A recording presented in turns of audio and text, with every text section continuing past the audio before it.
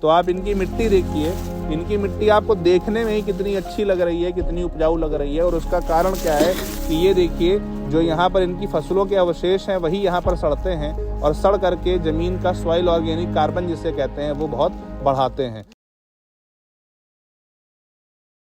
यहाँ पर एक अलग तरह का अभिनव प्रयोग होता है, पान की खेती होती है। और पान की खेती ये जिस स्ट्रक्चर में करते हैं वो आप इस वीडियो में देखेंगे, उसे यहाँ पर भीट कहा जाता है। अब आप सोचिए कि यहाँ गांव की भाषा में जिसे बहुत आसान तरीके से भीट कह रहे हैं, वो अपने आप में एक बहुत बड़ा विज्ञान है। ये जो खेत बनाया जाता है, खेत इस तरह से बनाया जाता है कि उसकी स्लोप ऐसी रहे कि उसमें पानी ना रुके।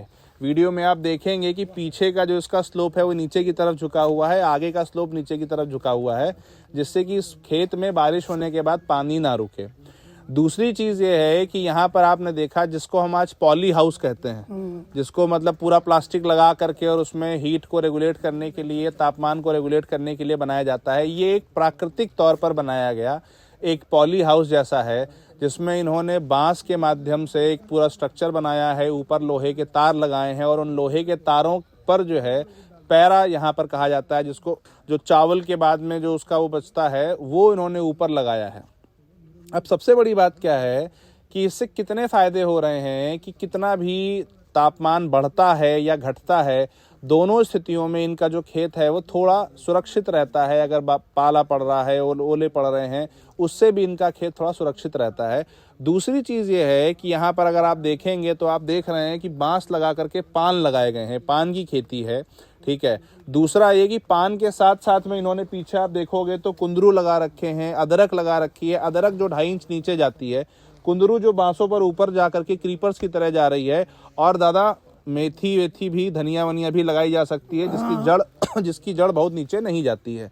तो एक तरह का ये मल्टी लेयर का फार्मिंग मॉडल है, जिसमें एक क्रॉप है जो 2.5 इंच नीचे जा रही है, दूसरी क्रॉप है जो पान की तरह इस तरह से इन डंठलों पर आ रही है, तीसरी क्रीपर्स हैं जो कुंदरू और परवल ऊपर जा रहे हैं, और चौथी जो जिसकी जड़ बहुत छोटी सी होती है, जैसे धनिया है, मेथी है, जो हर एक महीने में 60 दिन में, 40 दिन में जिसकी पैदावार ली जा सकती है। इस तरह से एक तो ये है कि यहाँ पर उत्पादन लगातार इनका होता रहता है। अगर आप थोड़ा यहाँ पास आओगे शिवम जी, तो आप इनकी मिट्टी देखिए, इनकी मिट्टी आपको देखने में ही कितनी अच्छी लग रही है, कितनी उपजाऊ लग रही है। और उसका कारण क्या है कि ये देखिए, जो यहाँ पर इनकी फसलों के अवशेष हैं वही यहाँ पर सड़ते हैं और सड़ करके ज़मीन का सॉइल ऑर्गेनिक कार्बन जिसे कहते हैं वो बहुत बढ़ाते हैं। यदि कभी बहुत ज़्यादा गर्मी भी पड़ रही है तो इनकी खेत से जो नमी है वो कम नहीं होती है, क्योंकि ऊपर इनका स्ट्रक्चर भी ऐसा है जो ऊपर से थोड़ा सा बंद है। यहाँ पर भी इनका इस तरह की जैविक चीज़ें बहुत इस तरह के जो अवशेष हैं वो बहुत ज़्यादा हैं। तो आप कभी भी अगर यहाँ पर आएंगे तो इनके खेत में, मैं पिछली बार आया था भयंकर गर्मी में मैं आया था, और तब भी जो है अगर आप इनकी खेत को देखेंगे तो वहाँ पर ऐसा नहीं था कि इनके खेत आपको दिख रहा हो कि नमी उसमें नहीं है।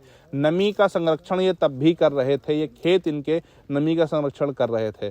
तो ऐसा मॉडल जिसको हम कहेंगे निवर्ना मॉडल होना चाहिए, जो एक उन्नाव के एक छोटे से गांव निवर्ना में ये हो रहा है, ये निवर्ना मॉडल हम चाहते हैं पूरे देश के किसान अपनाएं। सिर्फ पान की खेती ही नहीं, सब्जी की खेती और इसमें हल्दी करके भी आप इसको बहुत अच्छे से सुरक्षित रख सकते हैं, अपनी पैदावार को 4-5 गुना बढ़ा सकते हैं। और सबसे बड़ी बात, इस मॉडल को, ये बहुत अपने आप में एक प्राकृतिक मॉडल है, इसको पूर्ण तरीके से प्राकृतिक बनाएं, इसको जैविक बनाएं, केमिकल का उपयोग कम करें। बहुत बहुत धन्यवाद।